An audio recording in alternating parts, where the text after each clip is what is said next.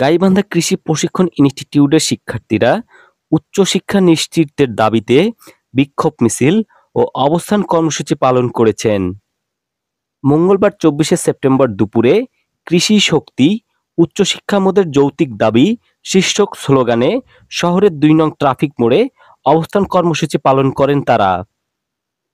এর আগে গাইবান্ধা কৃষি প্রশিক্ষণ ইনস্টিটিউট থেকে একটি বিক্ষোভ মিছিল নিয়ে শহরের প্রধান প্রধান সড়ক প্রদক্ষিণ করেন শিক্ষার্থীরা। পরে ২ নং ট্রাফিক মোড়ে সমবেত হয়ে তারা অবস্থান কর্মসূচি পালন করেন।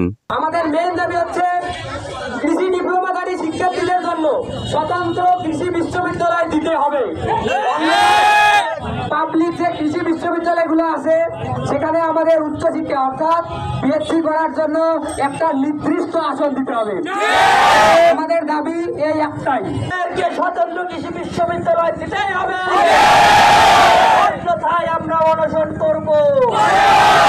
আমাদের এই কর্মসূচি আজকে শেষ নয়, আমাদের দাবি যদি না মানা হয় তাহলে আমরা আবার মাঠে নামবো।